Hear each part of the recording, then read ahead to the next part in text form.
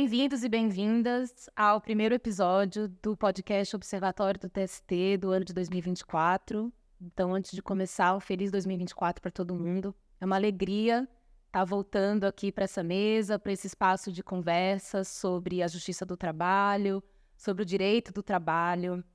Hoje o tema do nosso episódio é da vara do trabalho ao TST, como pavimentar esse caminho. Meu nome é Camila Gomes e eu estou aqui com a Silvia Pérola, vou pedir para ela fazer uma saudação para vocês. Então, olá, feliz 2024. É muito bom a gente começar o ano de 2024 com um episódio que fala exatamente do início do processo na vara do trabalho, né? Então, meu nome é Pérola, eu sou professora, sou advogada, trabalhei no Tribunal Superior do Trabalho por 30 anos, estou na advocacia há mais de 10 anos, e eu queria relembrar um pouquinho, Camila, a metodologia desse podcast, né? As nossas perguntas-chave que a gente vai trabalhar aqui, o que, por quê e para quê. Então, o que observar? O objeto observado é o Tribunal Superior do Trabalho, e olhem hoje que genial, sob a perspectiva da vara do trabalho, isso vai ser muito importante para quem milita no TST. Por que observar? Porque o Tribunal Superior do Trabalho ele tem uma competência constitucional de entregar a jurisdição à luz da observância, do cumprimento dos direitos sociais que estão na Constituição. E para quê? Para que ele entregue essa jurisdição em conformidade, até porque o Tribunal Superior do Trabalho cunhou lá na sua fachada o título de o Tribunal da Justiça Social. Então, a gente vai falar muito disso aqui hoje. Então, vamos lá. Hoje, o nosso convidado é o juiz do trabalho, João Otávio Fidanza Frota, do Tribunal Regional do Trabalho da 10ª Região. E antes de passar aqui para ele se apresentar e falar um pouquinho da trajetória dele, nós queremos apresentar um pouquinho do caminho que ele percorreu. Nós vamos entrevistar o João Otávio, juiz do trabalho, atualmente é vice-coordenador do Sejusc de Brasília DF, juiz auxiliar da presidência do tribunal para a gestão de precatórios e gestor regional do programa Trabalho Seguro. Foi juiz do Tribunal do Trabalho da 3ª Região, Minas Gerais, entre 2019 e 2021. E exerceu a advocacia antes de tomar posse como magistrado. Essa experiência para a gente na advocacia é bem valiosa. João, muito bem-vindo. É muito bom estar aqui com você. Faz uma saudação aqui para os nossos ouvintes. Bom, muito obrigado, doutora Camila, professora Pérola. É muito bom estar aqui, iniciar o observatório do TST, pensando em como pavimentar o caminho até o recurso de revista, a entrega da prestação jurisdicional no recurso de revista. Iniciar isso pela pavimentação nas bases, que é o primeiro grau de jurisdição, acho que me parece realmente muito oportuno. Como você falou na leitura breve do meu currículo, eu também fui advogado, também atuei em tribunais superiores e sempre também percebi como é difícil pegar um recurso quando ele já está com todo o caminho das instâncias ordinárias percorrido. Então, saber percorrer as instâncias ordinárias, e isso se inicia na vara do trabalho, nós vamos falar muito disso aqui, é realmente um objeto essencial para quem quer observar o TST, para quem quer pensar em efetividade do TST e efetividade da prestação jurisdicional trabalhista. Conforme se apresentou, eu sou juiz hoje do TRT da 10ª Região, ocupo a função, além da jurisdição mesmo, nas varas do trabalho, exercendo ali o trabalho jurisdicional da ponta. Eu hoje atuo no Sejusc, sou vice-coordenador do Sejusc de Brasília, o nosso centro conciliatório, Centro Judiciário de Solução de Conflitos. Sou juiz auxiliar da presidência para a gestão de precatórios, que já está na outra ponta da prestação jurisdicional, na execução, sobretudo quando envolve a Fazenda Pública. E a gente tem muita coisa envolvendo a Fazenda Pública, principalmente num tema que, aliás, é muito polêmico, da responsabilidade subsidiária, em caso de terceirização. E acho que a gente pode, assim, eu estou à disposição de vocês para a gente bater um papo descontraído, espontâneo, e fiquem à vontade para qualquer tipo de questionamento. Antes da gente começar, só para voltar um pouquinho, a gente está conversando aqui com o juiz do trabalho, João Otávio, mas eu queria perguntar para você, João, se você sempre quis ser juiz do trabalho, como foi chegar à magistratura? Essa pergunta é interessante porque meu pai é juiz do trabalho. E a resposta de imediato é parcialmente negativa. Eu sempre quis ser juiz, sempre quis ser magistrado. Sempre que eu pensei em fazer direito, foi já com alguma ideia de exercer a magistratura. Isso é verdade. Mas eu nunca fechei as portas para outras possibilidades. Mas durante a faculdade, especialmente lá na Universidade de Brasília, fui aluno da professora Gabriela Neves Delgado. E ali, naquele momento, a matéria trabalhista, que eu já tinha algum contato em casa, a matéria trabalhista, de fato, me encantou e me pareceu o meu lugar na comunidade jurídica. Então, a magistratura do trabalho, aí sim, passou a ser um caminho natural para mim a ser percorrido. E aí, advoguei, cumpri o tempo de atividade jurídica, mas advoguei de verdade, advoguei mesmo no escritório de advocacia, e até depois me preparar para o concurso e, felizmente, ter passado, tomei posse em Minas Gerais, consegui uma remoção aqui para o Distrito Federal do Tocantins, que é a nossa 10ª região, e estou muito feliz aqui hoje. Bom, obrigado por partilhar com a gente um pouquinho dessa trajetória. Então, advogadas e advogados, a gente tem hoje aqui um juiz, né, que conhece esse outro lado da advocacia. Acho que tudo que a gente quer perguntar, o que o juiz pensa, né? Então, a gente está tendo essa oportunidade hoje. E, assim, o fato de eu ter ficado 30 anos no TST, eu comecei minha carreira como servidora pública, né? Como assessora de ministro, fui chefe de gabinete do ministro Barros Levenhagen. Então, isso me deu um conhecimento de dentro do Tribunal Superior do Trabalho com relação à admissibilidade, que faz muita diferença, né? Então, até para os meus alunos, eu procuro sempre falar e dizer e provocar como é que o ministro vê, como é que o magistrado está vendo que, muitas vezes, o advogado ele não tem essa percepção, porque isso não está na literatura acadêmica, né? Isso faz parte realmente da prática. E aí, dentro do propósito aqui do Observatório TST, tem uma pergunta que eu escuto muito como professora e como advogada. Professora, por que os recursos de revista não passam? E, infelizmente, a gente sabe que a gente tem uma baixíssima admissibilidade, cerca de 80% de recursos não são admitidos. Isso é alarmante. Isso é alarmante, eu costumo falar. Como é que a gente tem uma estrutura, como é o Tribunal Superior do Trabalho, até costumo falar que é um prédio pomposo, toda uma estrutura, para recurso de revista não passar. Há alguma coisa errada, né? Então, da minha experiência, tanto acadêmica quanto de militância no Tribunal Superior do Trabalho, eu poderia eleger 2 motivos. Um, os advogados não gostam, que é porque os recursos são mal manejados. Os recursos de revista são tecnicamente manejados. Ou seja, e aí a gente tem aquele desafio que é exatamente o advento de legislações propositadamente obstativas, como foram as leis 13.015/14, a lei 13.467/17, a reforma trabalhista, que, apesar de trazer muitos questionamentos no direito material, trouxe também no direito processual. Mas é o que temos, a gente pode fazer esse questionamento. Outra questão também, que aí os magistrados não vão gostar, é a questão da jurisprudência defensiva.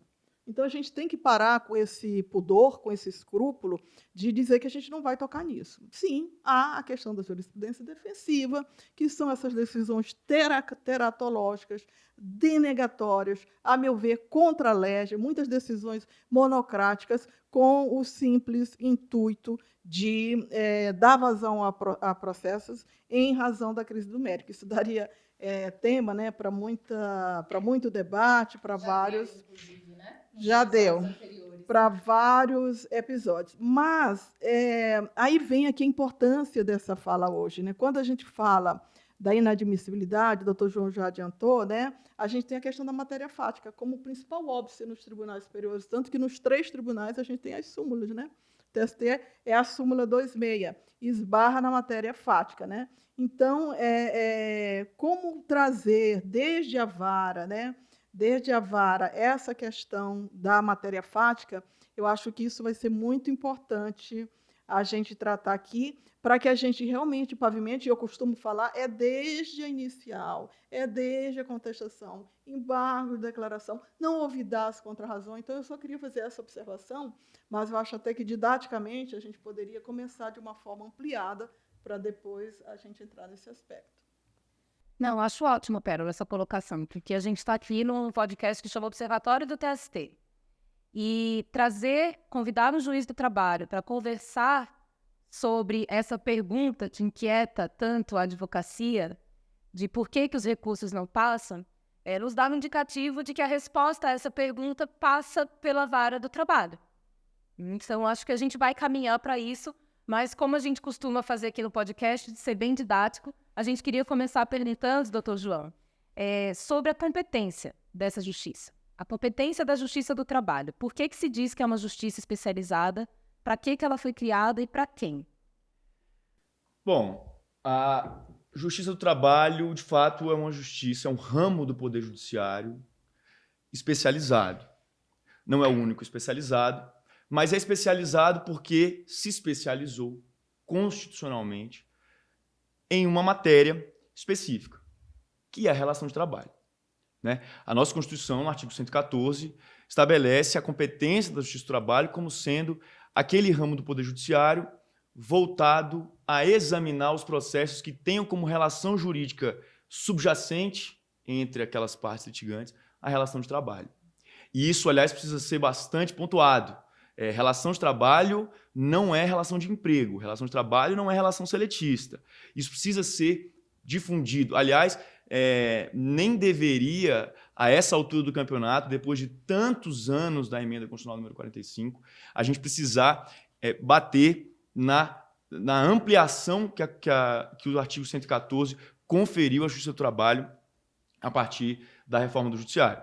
Mas, veja, a nossa matéria é relacionada, nós somos especializados em relações de trabalho e em algumas adjacências jurídicas à relação de trabalho, como o direito sindical, a matéria de greve, alguma coisa relacionada ao direito administrativo do trabalho, o exame da validade de atos de auditores fiscais do trabalho, enfim, processos individuais e coletivos que versem sobre matéria de relação de trabalho e tudo aquilo que circunda o mundo do trabalho. A Justiça do Trabalho serve, e essa é, de fato, professora Pérola, a essência nossa, é a pacificação de uma relação que é muito complexa, que é a relação entre o capital e o trabalho. E ganha tons maiores de complexidade, isso sem dúvida, em momentos de crise, sobretudo de crise econômica. Apesar de o olhar das pessoas que não militam na Justiça do Trabalho, que não gostam de estudar a matéria trabalhista, olharem para a relação de trabalho, olharem para processos trabalhistas e verem uma trivialidade, às vezes muito grande, no que se debate, as pessoas esquecem que, apesar de, por mais trivial que seja uma discussão do ponto de vista de complexidade jurídica normativa, aquela relação de nada tem de complexa. Aquela relação, em geral, ela é muito complexa. Ela se desenvolveu no dia a dia, no lugar onde as pessoas passam o maior tempo de suas vidas, que é trabalhando. E esse é um desafio muito grande que nós temos nos processos trabalhistas, na hora que nós nos deparamos com aqueles papéis onde os advogados escreveram as suas petições e também nas mesas de audiência, quando a gente olha no olho de cada pessoa e sente a complexidade envolvida em cada uma de suas alegações, seja as suas teses colocadas na petição inicial, seja nas suas teses de defesa, cada uma delas tem a sua verdade, tem a sua complexidade do que aconteceu naquele dia. Então, a nossa tarefa é, sim, muito árdua, muito árdua. E eu costumo dizer que nós somos, diante de uma sociedade que nós temos absolutamente excludente, desigual, e considerando o aporte constitucional que nós temos, os valores que a Constituição impõe à nossa sociedade, a Justiça do Trabalho é uma imposição constitucional. Nós somos necessários, ainda necessários, para o bom equacionamento e a pacificação da relação entre o capital e o trabalho. Essa é, pelo menos, a minha opinião. Eu achei genial e, assim, muito corajosa ter a resposta quando Vossa Excelência traz que a Justiça do Trabalho lida com essa relação capital versus trabalho. E aqui uma observação muito particular da Pérola, né? Então, eu acho que todos esses dilemas que a gente está vivendo atualmente na Justiça do Trabalho, que a advocacia trabalhista se vê confrontada quase com a impossibilidade de atuar, eu acho que são escolhas. É uma escolha pelo capital ou pelo trabalho. E quando a gente vê o magistrado trazendo essa raiz principiológica da Justiça do Trabalho, eu acho muito valioso para que a gente reflita a partir daí. E aí vem a minha pergunta, né? Na gestão do ministro Emanuel Pereira, ele cunhou na fachada do TST o Tribunal da Justiça Social, né? E até a ministra Adelaide, quando esteve aqui, ela disse que o STJ é o Tribunal da Cidadania e enfatizou que o Tribunal Superior do Trabalho é o Tribunal da Justiça Social. Isso me desafia muito no confronto com as decisões, com a entrega da prestação jurisdicional, com o que está acontecendo com as decisões da Justiça do Trabalho. E vem a minha pergunta. Por que se pode dizer, né, eu acho que Vossa Excelência já adiantou um pouco, mas por que se pode afirmar que o tribunal ou essa justiça é uma justiça social? Eu acho que seria bom aprofundar também isso. Professora, veja, o trabalho como valor e o trabalho como direito é essencialmente um direito social. Portanto, a relação de trabalho ela sempre tem, por menor que seja, por maior que seja, ela tem repercussão social. E as decisões da Justiça do Trabalho, as decisões de um ramo do Poder Judiciário que lida no dia a dia com a relação de trabalho, é um ramo do Poder Judiciário que profere decisões que têm, sim, maior ou menor impacto social. Como eu disse, nós temos uma sociedade desigual, nós temos uma sociedade excludente e nós temos uma sociedade em que o trabalho ainda é realmente a grande fonte de sustento e de sobrevivência das pessoas. Isso tem um impacto social enorme. Então, a Justiça do Trabalho é uma justiça social. A Justiça o Tribunal Superior do Trabalho, portanto, como sendo assim, o grande norte jurisprudencial do nosso ramo do Poder Judiciário, é, sim, por excelência, o Tribunal, portanto, da Justiça Social. E é importante, nesse aspecto, enfatizar, como eu já disse, a imposição constitucional da nossa existência, a imprescindibilidade da constituição desses juízos do trabalho, tribunais do trabalho, Tribunal Superior do Trabalho, e a preservação de sua competência. Uhum. Isso é um valor que tem que ser preservado, tem que ser cultivado, tem que ser falado, porque é preciso olhar para a nossa realidade social e perceber que nós precisamos, sim, de um amparo ainda no âmbito da jurisdição trabalhista. E é só a gente ver a quantidade de processos que surgem no seio da relação de trabalho. Nós temos uma quantidade enorme de processos, os tribunais estão abarrotados de processos, o TST nem se fala, e as varas do trabalho estão abarrotadas de processos, tanto na fase de conhecimento quanto na fase de execução. Uhum. Então, assim, é nessa perspectiva que é preciso que a gente compreenda a importância desse ramo do judiciário e a preservação da sua competência. Eu estou gostando muito do rumo dessa conversa, porque eu acho que, assim, a gente, de fato, viveu um período de muita depreciação no debate público da justiça do trabalho, de uma desconsideração. E acho que é muito importante a gente começar a nossa conversa reposicionando, né, e trazendo um pouco da nossa perspectiva em relação a isso. O magistrado João Otávio lembrou aqui para a gente de que que a existência de uma justiça especializada do trabalho é uma escolha constitucional. E também trouxe um dado que aqui para mim é interessante, porque responde a uma inquietação que vai no sentido da atualidade, da necessidade hoje, da continuidade da existência de uma justiça do trabalho. Eu tinha anotado aqui, fora do nosso script, uma pergunta de se é démodé, se é antiquado falar de justiça do trabalho, mas a sua fala anterior já me responde de que não, porque a grande maioria das pessoas continua tendo o seu sustento extraído de relações de trabalho. Então, isso é atual, é necessário, né? Então, tô realmente gostando aqui do rumo da nossa conversa. Eu acho que é importante a gente pavimentar essas questões. E indo nessa linha, eu acho que é importante a gente falar um pouquinho aqui para a nossa audiência sobre como é que está estruturado o Poder Judiciário Trabalhista. Quais são as competências de uma vara do trabalho, que tipo de caso que o senhor costuma julgar no dia a dia. E acho que a gente já pode até avançar um pouquinho falando da estrutura, de falar sobre essa função heterocompositiva e autocompositiva que a Justiça do Trabalho desempenha. Muito bem, doutora Camila. Veja,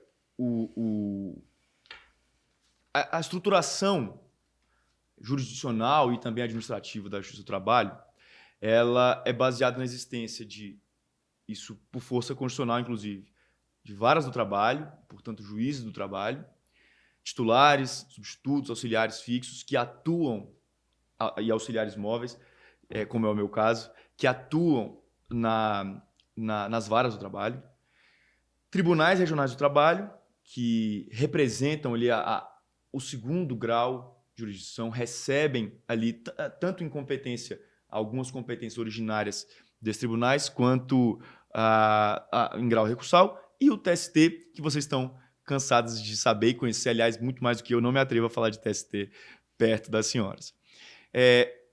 Na vara do trabalho, nós temos uma organização administrativa de secretaria e gabinete. Então, todas as varas do trabalho são divididas administrativamente nisso. A secretaria trabalha pela realização dos atos de caráter mais ordinatórios no conhecimento e na execução e ampara administrativamente a atividade jurisdicional final para a realização de audiências e proferimento de decisões de mérito. O gabinete, por sua vez, dá suporte aos juízes para a prestação jurisdicional em si, na ponta, a atividade jurisdicional fim. O que se faz na vara do trabalho? Se recebem processos, se recebem petições que sejam incidentais, realizam-se audiências, praticam-se decisões judiciais, seja de caráter processual, seja de caráter de mérito. Proferem-se, ao final, sentenças, sejam elas homologatórias de acordo, sejam elas de enfrentamento de fato do mérito. Nós temos um rito processual muito pautado na realização de audiência. Quem atua no primeiro grau sabe disso. E quem não atua no primeiro grau, é importante que saiba disso. Que a nossa justiça funciona, o nosso rito processual funciona com um grau de oralidade muito elevado. As coisas se resolvem na audiência. O processo se saneia na audiência. Se definem quais provas vão ser produzidas em audiência. Tudo isso junto ao juiz. Então, e nas audiências, os advogados formulam requerimentos e os juízes decidem os requerimentos. E seja qual for a complexidade desses requerimentos, é preciso que se saiba que várias decisões judiciais estão sendo proferidas naquele ato. E o advogado precisa ter consciência de que há caminhos processuais para que se preserve o seu interesse, não ocorra preclusão em face de alguma faculdade processual que se tenha sido ali, ao ser exercido, tenha sido indeferido pelo magistrado.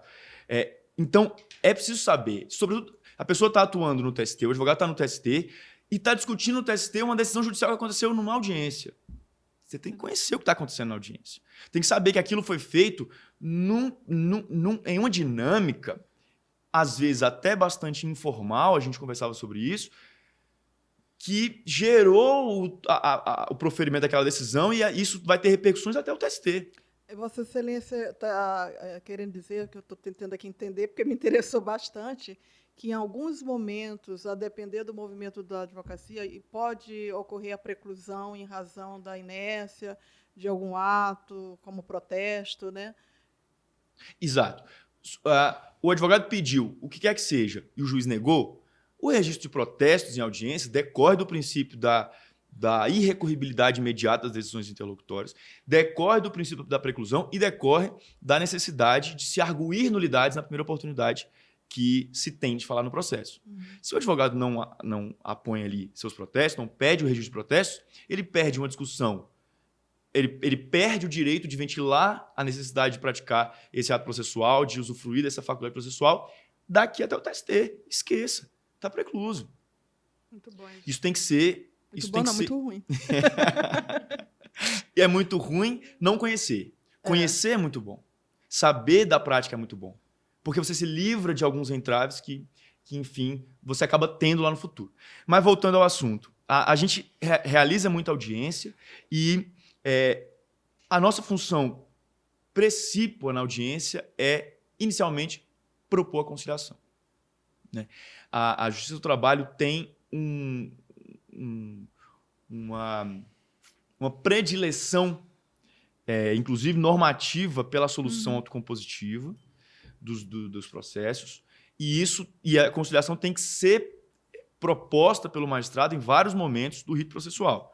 Aliás, no rito ordinário, pelo menos, obrigatoriamente no início e no final do rito. Antes de receber a defesa, deve-se propor a conciliação, e antes de proferimento de sentença, tem que propor a conciliação. No rito sumaríssimo, no entanto, em qualquer momento, a própria legislação prevê que em qualquer momento se possa e se deve o magistrado propor a conciliação. E a gente vai falar de autocomposição e heterocomposição, né? Mas se não houver a autocomposição, se não houver acordo, haverá a produção das provas, a instrução processual, seja por meio da produção de prova documental, da produção de prova pericial, sejam aquelas impostas pela lei, sejam aquelas pedidas pelas partes, porque entendem que há alguma necessidade, e a produção da prova oral, que, aliás, é uma prova bastante comum, é a mais usual, quando nos nossos processos tem matéria fática envolvida. A matéria fática é um dos nossos pontos de pauta principais aqui hoje, né? Mas se não tiver outra coisa, a gente pode passar a falar sobre autocomposição e heterocomposição, né? É importante que o advogado trabalhista, me parece, tenha uma noção boa e que se aprofunde na importância dos métodos autocompositivos de solução das demandas. Seja para evitar o ajuizamento de uma ação, seja para que aquela ação tenha a melhor solução possível. Quando digo a melhor solução possível, é no plano da pacificação, de se evitar que um conflito instaurado, ou seja, uma divergência entre as partes que se transformou num processo, evitar que aquilo se prolongue e que vire uma espiral, um ciclo vicioso de conflito. Permite que as próprias partes que conhecem, sobretudo nos processos que envolvem matéria fática, permitir que as partes que conhecem os fatos que aconteceram, conhecem o que passaram na realidade, no mundo da vida, deem solução para aquela demanda.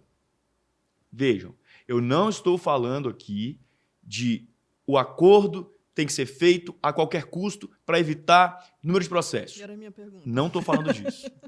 Tô brincando. A política conciliatória da Justiça do Trabalho não é voltada para isso.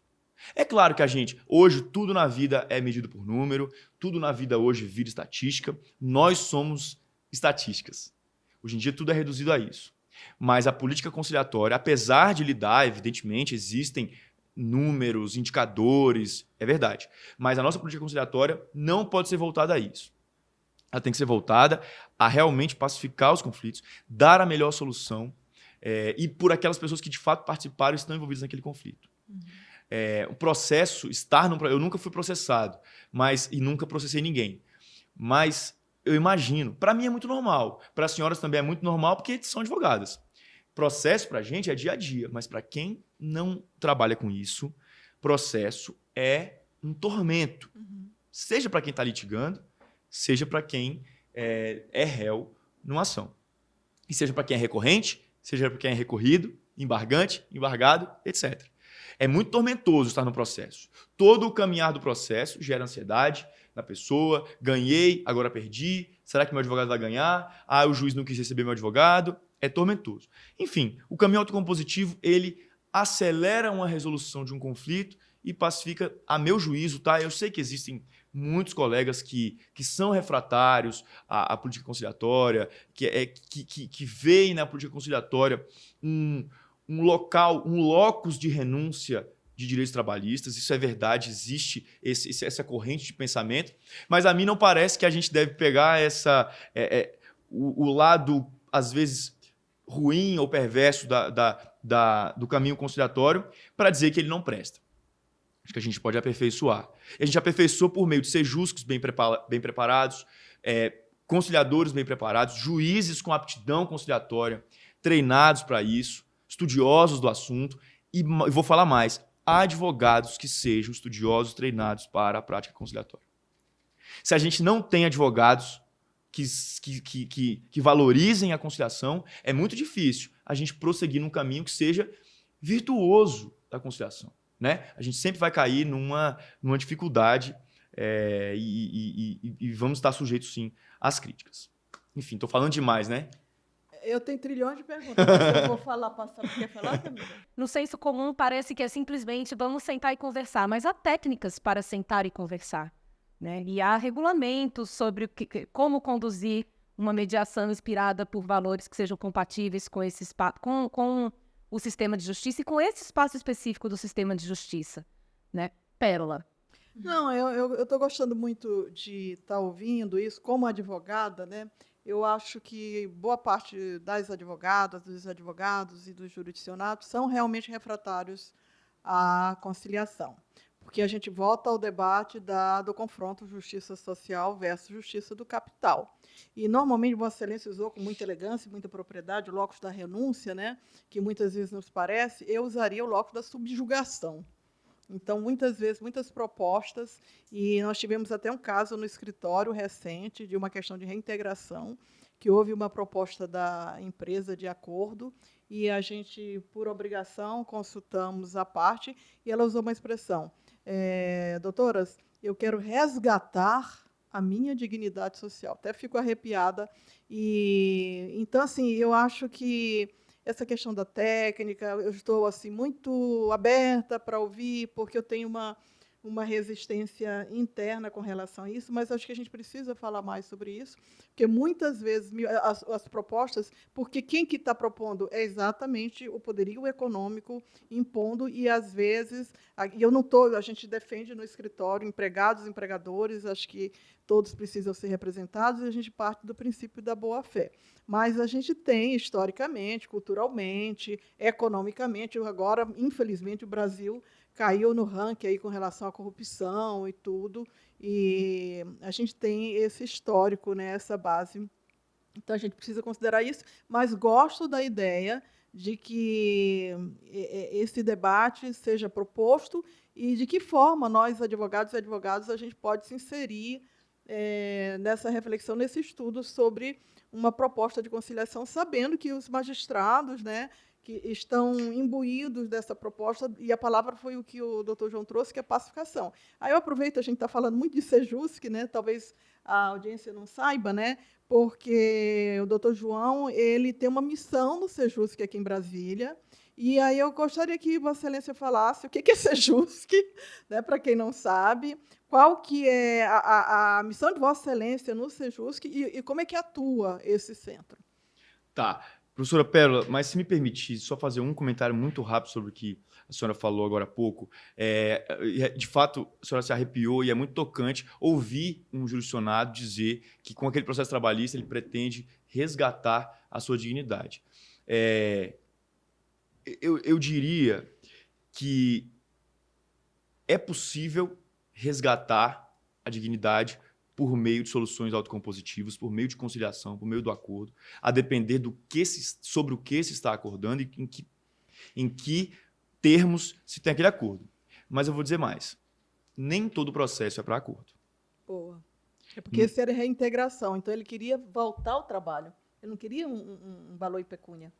Ele queria voltar ao trabalho. E assim, a complexidade do nosso dia a dia nos traz diversas situações, circunstâncias, diversos processos, diversas histórias de vida dentro daquelas folhas, daqueles processos, e a gente não sabe o que tem ali. Mas eu digo com absoluta tranquilidade, eu como vice-coordenador de um centro conciliatório, eu digo, nem todo processo é para conciliação. Muito bom.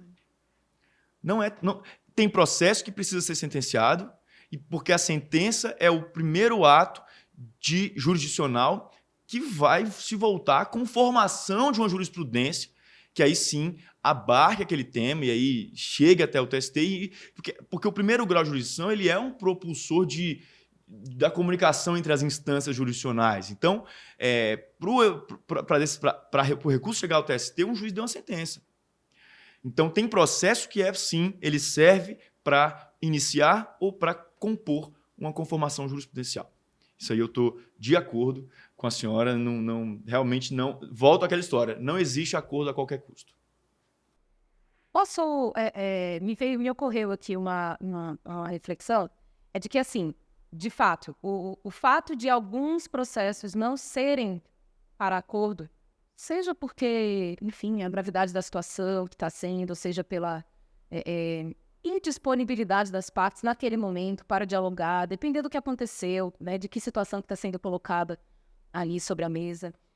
Mas isso não, o fato de alguns processos não serem suscetíveis ou parecerem não estar voltados, né, para esse tipo de solução, não desmerece a técnica como um todo e como um braço da política de justiça, né? Então, eu acho que isso é interessante, eu acho também que isso esbarra as questões de negociação, né, de autocomposição dos conflitos, esbarram numa tradição jurídica que a gente tem, que ela é mais beligerante mesmo, os advogados, as advogadas, né, e os operadores do direito são treinados para litigar, né? Eu não sei se isso mudou de quando eu saí da faculdade para agora, mas na minha época de faculdade não havia uma perspectiva de conciliação, né? E de uma conciliação que esteja... acho que o primeiro ponto, e me chama a atenção, assim, acho que é bom repisar, de que a conciliação, como parte dessa política de prestação jurisdicional, ela vai ser quantificada em números, como todas as políticas públicas vão ser, a gente precisa de indicadores, mas ela não está orientada por números, ela está orientada por princípios maiores, né? E me ocorre também, estou compartilhando com vocês algumas coisas que eu fiquei pensando enquanto vocês conversavam, né? E eu fico pensando também, advoguei muito tempo no Tribunal Superior do Trabalho, aproximadamente 10 anos, mas já tem um tempo em que eu tenho trabalhado como advogada em casos de direitos humanos em alguns espaços, alguns tribunais regionais, internacionais. E a gente observa, por exemplo, no sistema interamericano, em que muitos dos casos que chegam são casos em que o nosso sistema de justiça não conseguiu dar uma resposta para a violação que aconteceu, que o processo de levar um caso para a justiça e tramitar é um processo em si de dignificação, da pessoa ser ouvida num ambiente com respeito, né, da pessoa não ser desqualificada, enfim, tem o processo de fazer a justiça, aquele rito, cumpre ou pode cumprir um papel importante, né? Então eu fico pensando um pouco nisso, de que talvez também como a conciliação pode acontecer a qualquer momento, um caso em que se tem uma sentença, por exemplo, eleva o parâmetro de obrigação das partes, né, do empregador em relação àquele trabalhador ou àquela trabalhadora. E isso, inclusive, pode até facilitar um processo de conciliação. Não sei se faz sentido, mas para quem está atuando nisso, então a gente sai de um contexto em que direitos não foram respeitados, não foram satisfeitos, tanto que se tem um conflito levado para a justiça, e às vezes essa primeira participação do Poder Judiciário através de uma decisão pode elevar essa conversa para um outro patamar, um patamar mais... como eu diria, mais ligado, mais comprometido com respeito aos direitos. E aí a conversa já se dá num outro lugar. Faz todo sentido o que você está falando. Nós temos percentuais relevantíssimos de acordo na execução, por exemplo. Quando se profere uma sentença, é possível transigir em sede de recurso ordinário, de recurso de revista, mas quando ao trânsito em julgado e há uma definição judicial nossa, muitas vezes é o que você falou, se colocam as partes em bases mais igualitárias, muitas vezes, para conversar. Então, às vezes, um reclamante que se sente com seus direitos desrespeitados, quando tem uma sentença que lhe reconhece, ele fala, eu tenho um patamar aqui de dignidade restabelecido e abaixo disso eu não negocio. Eu só negocio a partir daqui, porque isso aqui eu já tenho. E aí é possível uma conversa, a negociação se dá em outras bases, a negociação não se dá mais em base de riscos processuais, se dá com base em algum grau de certeza sobre os direitos ali reconhecidos. Então, de fato, tem toda razão, acho que faz muito sentido o que você fala, e isso certamente em âmbito internacional, isso acaba tendo alguma repercussão em termos de direitos humanos em âmbito internacional, que eu também não tenho condição de debater por falta de capacidade mesmo, mas eu acredito que tem. Mas a professora Pérola tinha me perguntado sobre o que é Sejusc. Acho que muito rapidamente eu vou tentar explicar o que é o Sejusc e a nossa política conciliatória. Isso advém de regulamentações do CNJ, aliás, bastante já antigas. O CSJT, o Conselho Superior da Justiça do Trabalho, também tem regulamentação sobre o tema. E o CNJ e o CSJT obrigam que os tribunais tenham uma estrutura administrativa para desenvolvimento de uma política conciliatória que tem como finalidade tudo aquilo que eu falei anteriormente de pacificação social e de tratamento adequado desses conflitos. Essa estrutura administrativa é composta nos tribunais por um NUPEMEC, que é o núcleo permanente de tratamento, de pensamento, de gestão de política conciliatória no âmbito daquele tribunal. Nos então, TRTs? Nos TRTs. Uhum. Então, o TRT da 10ª região tem um NUPEMEC, que é um colegiado administrativo que tem como função a função de gestão, de elaboração de políticas conciliatórias específicas para a nossa região. Então, essas políticas conciliatórias advêm do CSJT, muitas vezes da vice-presidência do TST, que é quem tem regimentalmente a competência, a atribuição, melhor dizendo, para tratar da política conciliatória no âmbito do TST. E isso chega, essas diretrizes chegam aos tribunais, os NUPEMECs debatem essas diretrizes e a ponta, quem atua na ponta, são os Sejuscs. O Sejusc é um órgão, é um centro de natureza jurisdicional. Então, veja, o NUPEMEC é administrativo. O Sejusc é jurisdicional. É um centro onde as audiências de conciliação das varas acontecem. É um centro que recebe processos, é um centro judicial, que recebe processos das varas por meio de acordos de cooperação técnica com as varas. A vara vai aderir à política conciliatória do Sejusc, ela faz um termo com o Sejusc, ela encaminha processos ao Sejusc, a depender de qual for o termo de cooperação. Exemplo, audiências inaugurais da vara tal vão ser feitas no Sejusc. Exemplo, audiências na conciliação e na execução da vara tal vão ser feitas no Sejusc. E a depender do formato desse termo de cooperação, os processos são levados ao Sejusc e há um deslocamento momentâneo, específico do juízo natural naquele momento, só para realizar a audiência de conciliação. O Sejusc não tem, portanto, fez a audiência inaugural, propôs a conciliação, não obteve conciliação, até pode receber defesa conforme a norma, mas não pode, por exemplo, prosseguir em oitiva de ninguém. O juiz do primeiro grau pode ouvir alguém na audiência inicial, ouvir um depoimento de parte. O Sejusc já não pode. Encerrou a jurisdição do Sejusc, devolva-se para a vara prossegue. Quem homologa a sentença? Os acordos entabulados no Sejusc são homologados pelo juiz supervisor daquele ato. Então, todas as audiências do Sejusc têm um juiz supervisor. Então, o juiz ele supervisiona, por exemplo, 4 salas, 4 mesas de audiências. Então, todos os acordos celebrados naquelas mesas de audiência, que tem conciliadores ali auxiliando as partes, são homologados pelo juiz do Sejusc. Homologou o acordo, encerrou a competência do juiz do Sejusc, o processo é devolvido para a vara. É assim que funciona o Sejusc na Justiça do Trabalho. E é o Sejusc que, na ponta, portanto, exerce ali a política conciliatória pensada pelo NUPEMEC, pensada pelo CSJT e pelo TST e pensada pelo CNJ. Não, muito, muito bom. Várias informações aqui que eu desconhecia, inclusive essa cooperação técnica entre as varas, que eu acredito, então, que há um diálogo do Sejusc com as varas para pensar em que momento vai se privilegiar esse processo da autocomposição. Muito interessante. E antes da gente avançar para outros temas, eu queria fazer uma pergunta ainda em relação a essa questão dos métodos autocompositivos.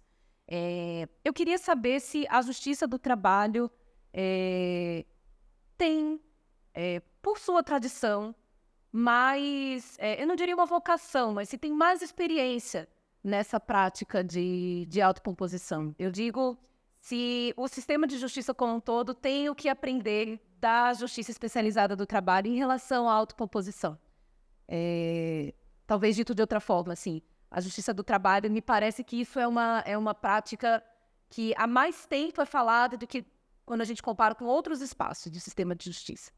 Né? Faz sentido isso ou não? Olha, eu acho que faz muito sentido, porque, primeiro, porque no âmbito normativo das nossas leis processuais trabalhistas, já tem como um norte a conciliação desse seu princípio. Desde que existe processo do trabalho, existe o vetor principal da tentativa conciliatória como sendo a primeira tentativa de resolver o conflito. A sentença é subsidiária à conciliação. Isso está na norma trabalhista, processual trabalhista, desde o seu início. Já a codificação processual civil, agora sim, já no Código 73 já havia algumas alterações legislativas que caminhavam nesse sentido, mas agora em 2015, no Código de Processo Civil de 2015, nós temos sim, aí sim, a conciliação como um vetor da legislação processual. Mas olha, assim, o lapso temporal de que nós estamos falando. E durante esse lapso temporal, sim, a jurisprudência trabalhista, a prática trabalhista, a cultura processual trabalhista já estava entremeada do valor da conciliação. E acho que por isso sua fala, na minha opinião, faz muito sentido. Então, é muito rica realmente essa nossa conversa, muito aprendizado aqui para mim, para todos nós.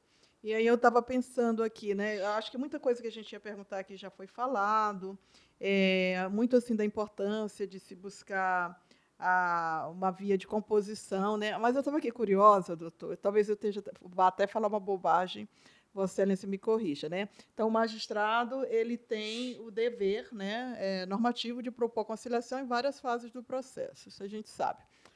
Mas, assim, o reclamante nunca propõe a conciliação, nunca propõe um acordo, né? Há casos em que o reclamante quer propor o acordo, e aí é uma outra questão, eu acho que nem há vedação para isso, né?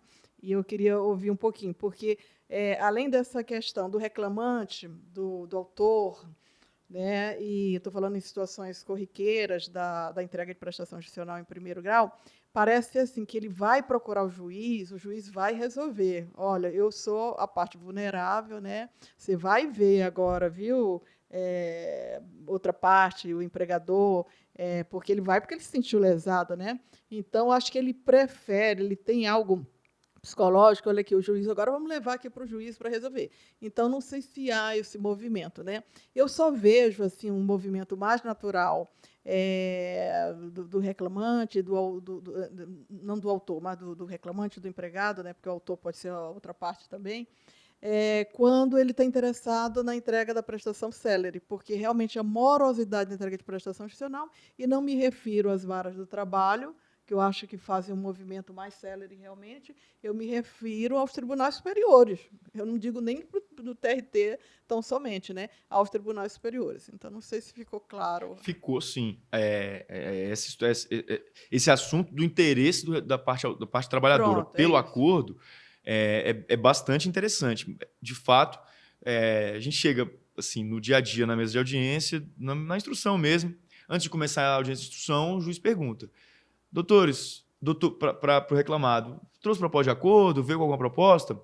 Aí o advogado fala assim: Excelência, eu não consegui, a empresa não me permitiu, não me deu espaço nenhum, então estou aberto às propostas, eventualmente se o reclamante tiver proposta, eu posso levar. Aí eu pergunto: doutor, o senhor tem proposta? Para o advogado do reclamante. Ele: Excelência, minha proposta é valor da causa. Né? Assim, isso é o que mais acontece. Às vezes, tem um advogado que, às vezes, tem uma percepção, às vezes, até de risco processual, ele sabe o que ele tem de prova, o que não tem, o que de alegação tem mais chance de vingar na jurisprudência ou não. E ele fala: olha, eu trouxe essa, assim, para acordo, eu estou disposto a fechar até tanto. Às vezes o reclamante traz, sim, mas geralmente é quando o advogado trabalhou isso com ele. Entendi. O advogado tem esse papel, às vezes, e é isso, a assessoria técnica, o papel técnico que o advogado tem uma importância enorme, porque muitas vezes o reclamante quer algo, mas a jurisprudência é refratária, ele quer algo, mas o aporte probatório que ele tem é insuficiente. E o advogado, às vezes, sabe disso e fala, olha, dentro desse espectro de pedidos que a gente trouxe aqui, sinceramente, eu acho que nós não estou falando do juiz dizer isso não, tá? O advogado que representa os interesses do cliente e sabe tecnicamente do que ele tem ali chance. Às vezes ele fala para o cliente dele, fala assim, ó, fulano, acho que a gente pode fechar até tanto e tal, ele já chega com isso. Mas, geralmente, de fato, parte do advogado por esse aparato técnico e essa assessoria técnica. Muito bom. Muito bom. Doutor João Otávio, vamos avançar, a gente falou muito... Falar de TST, né? Vamos chegar aqui no TST. Eu acho que tudo isso tem a ver. A gente fala de observar o TST porque está preocupado com uma entrega de jurisdição, né, que é eficiente, mas não só eficiente, né, também que ele é fático. Mas, então, a gente tá caminhando, né? E eu acho que é importante a gente falar um pouquinho mais sobre o papel da vara do trabalho. Eu acho que é a porta de entrada da justiça do trabalho. Acho que muita gente fica curiosa para ouvir um pouco mais sobre isso. Então, muito bom tudo que a gente conversou até aqui. Mas, de fato, vamos avançar para esse caminho da vara do trabalho ao TST. E eu queria fazer uma pergunta, porque o senhor costuma falar que o judiciário é um propulsor de políticas públicas. O senhor podia falar um pouquinho mais sobre isso?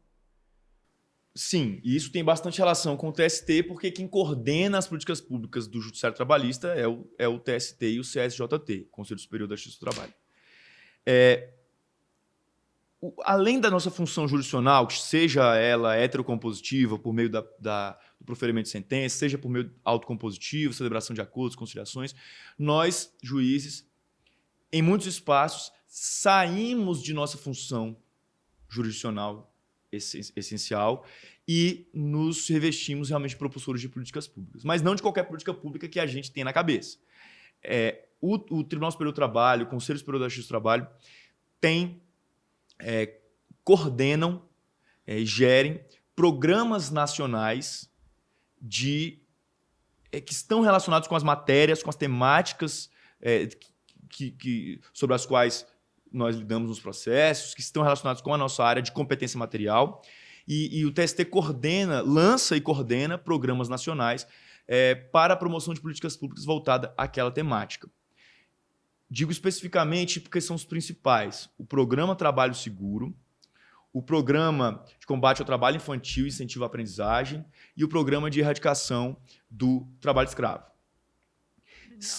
Hoje existem outros programas sendo criados, sendo pensados, programas relacionados à equidade, igualdade de gênero, raça. Existem programas de políticas públicas que estão sendo criadas também pelo TST nessas áreas. Hoje nós temos os 3 principais programas e com mais estrutura, esses 3.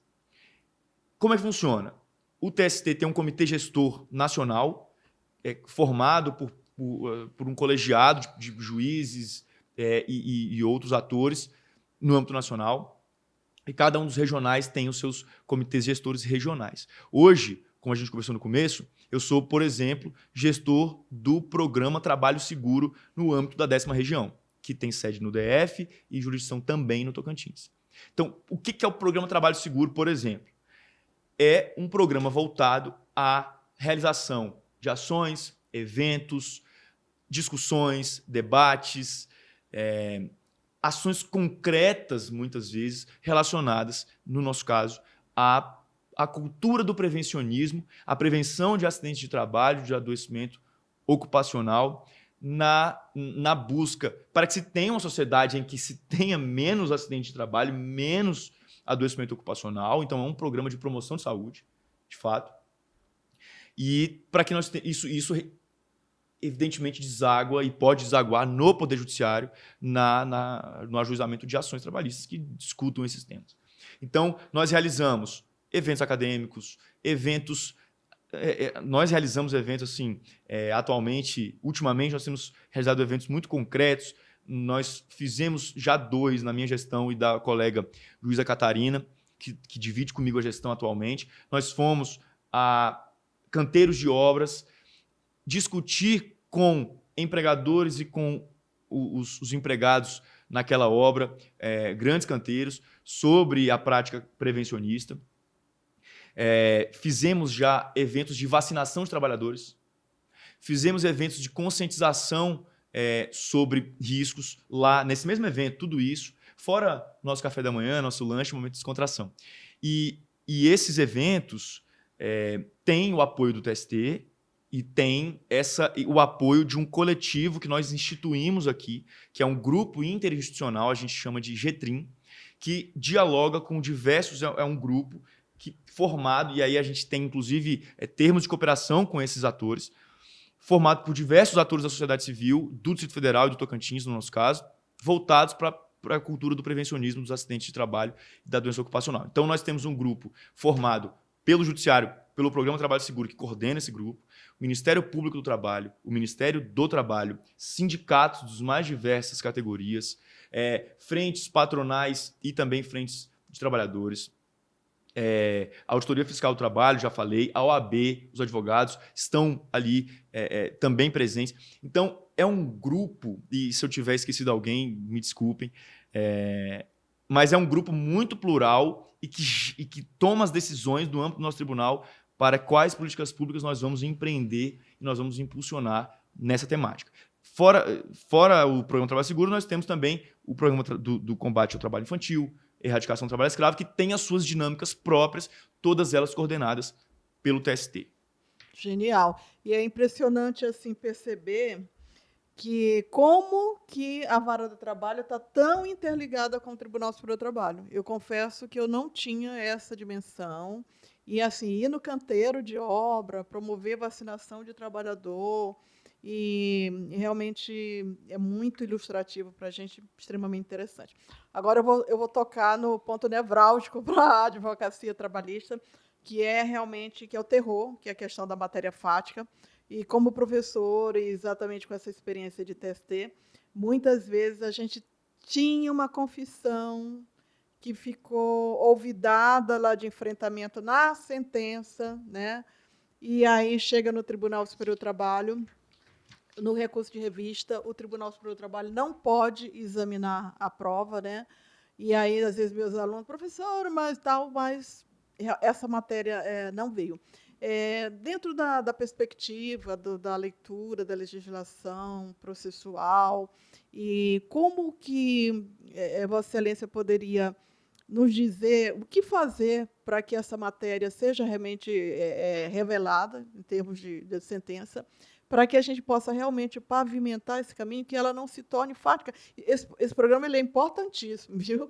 Meus alunos aí, advogados, porque muitas vezes a gente fica totalmente obstado, não só no Tribunal Regional do Trabalho. O Tribunal Superior do Trabalho não vai realmente analisar a prova, olhar a instrução, mas o que dentro de uma perspectiva doutrinária, Vossa Excelência, e até da prática de Vossa Excelência, poderia dizer para os advogados que a gente pudesse fazer para que a matéria, ao final, ela não venha fática. E assim, só um detalhe. Uma vez um aluno meu estava num treinamento, acho que em Manaus, ele falou assim, professora, não adianta entrar com recurso de revista não, porque tudo eles botam lá, matéria fática, denego, matéria fática. E eu falei assim, meu filho, a matéria fática não é porque trata de fatos, mas é porque a gente permite que ela se torne fática. Então, a matéria fática não é porque se trata de fatos, é porque a gente não faz a provocação para que ela esteja revelada. No caso do recurso de revista, ela tem que vir revelada no acórdão regional. Isso me marcou profundamente. Olha só, eu acho que é muito realmente oportuno a gente conversar sobre a perspectiva da Vara do Trabalho, da Justiça de primeiro grau, porque costuma-se, quem tem atuação no TST, quem debate o tema do recurso de revista, costuma trazer como resposta mais fácil. Faça um bom embargo de declaração do acórdão. Porque nos embargos de declaração que você vai provocar o pré-questionamento, que é essencialmente que aquela matéria, ainda que fática ou jurídica, que se pretende discutir, esteja no acórdão regional. Mas eu não acho que isso é suficiente. Eu acho que o caminho tem que ser feito muito, muito lá atrás. Vou fazer aqui uma observação que me parece fundamental. Vamos lá, gente, a receita do bolo. Não é a receita do bolo. Quem sou eu para dar a receita de bolo? Mas me parece fundamental que a matéria fática, ou seja, os fatos articulados pelo autor, os fatos articulados pela defesa, os fatos que ambas as partes pretendem que sejam objeto da audiência de instrução e da produção de provas, é importante que esses fatos estejam evidenciados nas peças de ingresso de defesa. Por quê que eu digo isso? Porque o que eu observo no dia a dia Muito bom isso. é que os advogados tendem a focar muito mais nos tópicos da petição, do direito, da jurisprudência e, evidentemente, dos pedidos. E fazem uma narrativa fática que poderia ser um pouco mais rica. Eu não estou aqui para dar conselho, mas eu, se advogado fosse, não sou faz tempo e não pretendo voltar a ser, eu diminuiria consideravelmente os meus tópicos de petição do direito e aumentaria consideravelmente os tópicos da petição sobre fatos. Código de Processo Civil, CLT, estabelece que quais fatos podem ser objeto de prova? Os fatos articulados na inicial e os fatos articulados na defesa. Não alegou na inicial, está precluso, não pode alegar no fato novo, a não ser que ele seja fato novo. Mas fato novo é um fato novo processualmente qualificado como fato novo. Mas fatos que já eram para ter sido colocados na inicial, tem que ser colocado na inicial. Aí chega na instrução, quer fazer a prova. O juiz indefere a pergunta. Por quê? Doutor, isso aí não foi matéria da inicial. Ah, mas ainda é protesto. Tá bom.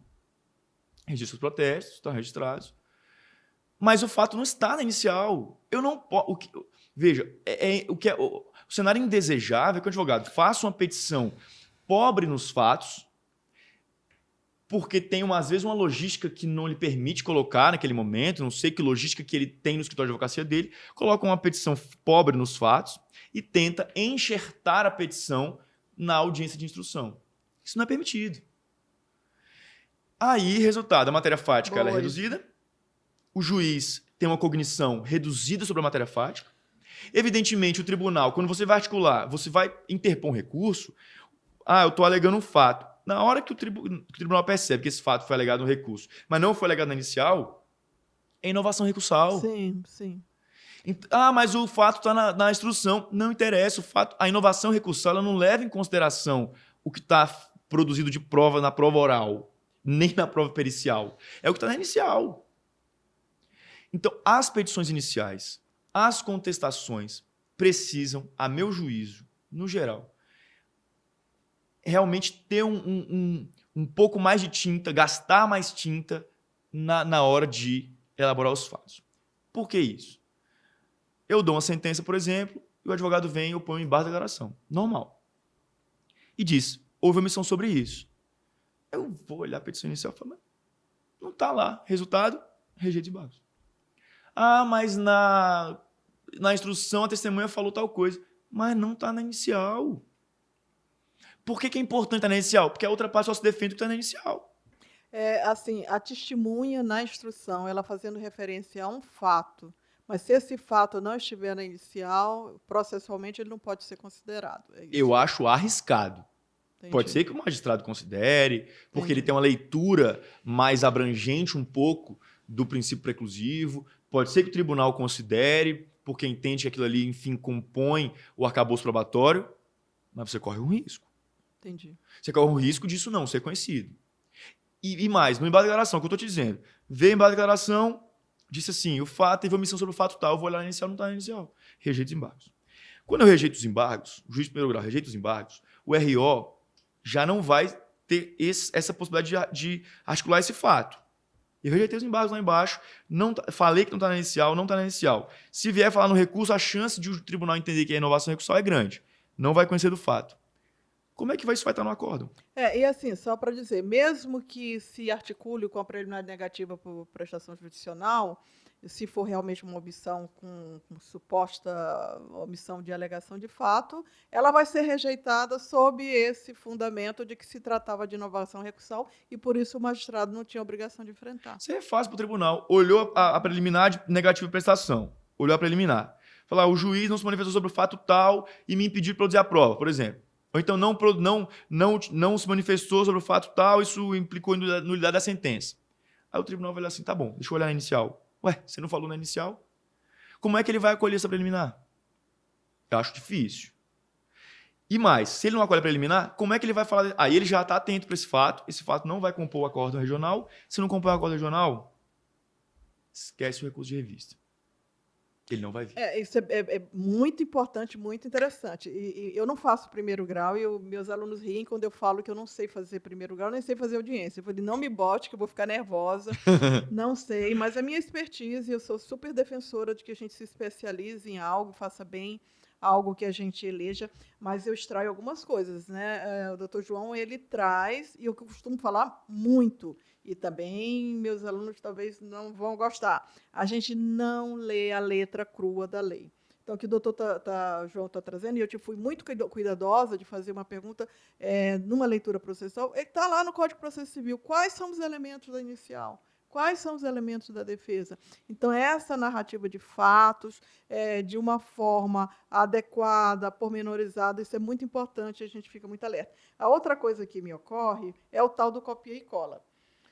Então, muitos escritórios já têm aquela petição inicial própria para aquele caso, e isso também é recurso de revista. Quando eu era assessora, era muito fácil não conhecer por desfundamentado, porque havia uma falta de contextualização.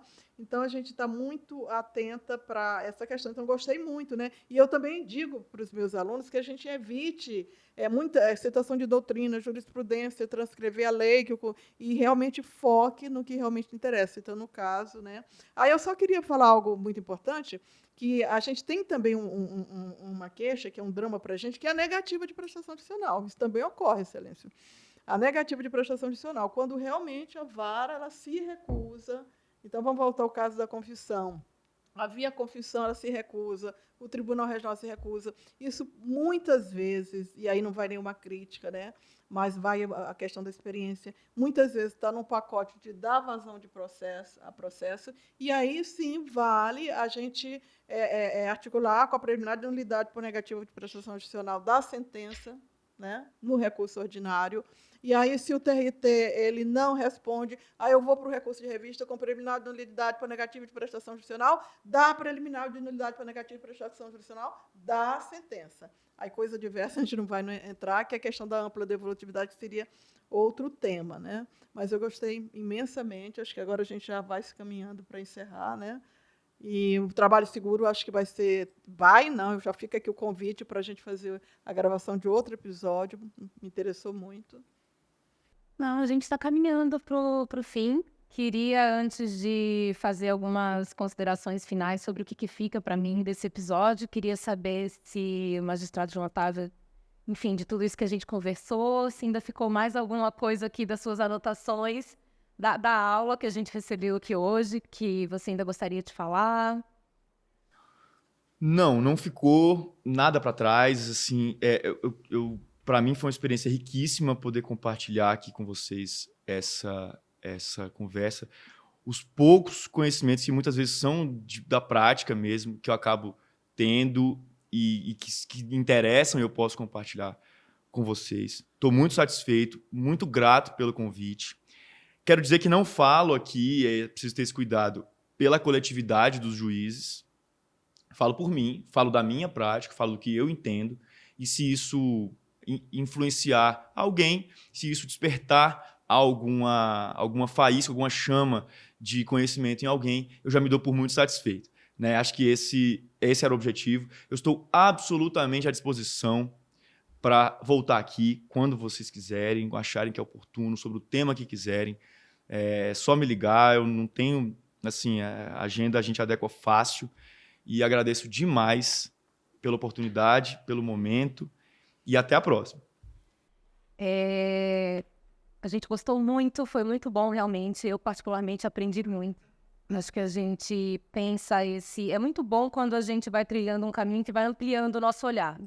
E eu acho que esse episódio de hoje fez isso comigo, da gente. A gente está aqui pensando, né, da vara ao TST, de perceber que as relações da vara com o TST vão muito além dessa trilha que a reclamação faz até virar um recurso de revista e ser apreciado pelo Tribunal Superior do Trabalho, né? Então, essas informações sobre o TST como um propulsor de políticas públicas, com esse foco, né, no trabalho seguro, na erradicação do trabalho infantil e trabalho escravo, espero que avance prontamente para as discussões sobre equidade no ambiente de trabalho, de raça, de gênero. São urgências que o mundo de trabalho no Brasil vive.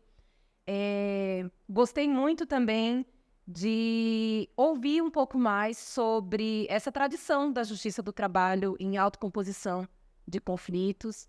E aí, não das suas palavras, assim, a sua fala me inspira a dizer isso, mas são minhas as palavras de que a justiça do trabalho tem muito a ensinar para o sistema de justiça sobre esses métodos e sobre todo esse esforço institucional de métodos autocompositivos. E fico satisfeita também da gente refrisar a importância, a atualidade de se ter uma justiça especializada no trabalho no Brasil. Você trouxe aqui para a gente essa informação de que as pessoas continuam vivendo, né, do trabalho, né, a vida das pessoas depende, né, do que elas podem oferir a partir do seu próprio trabalho. Então, isso é real.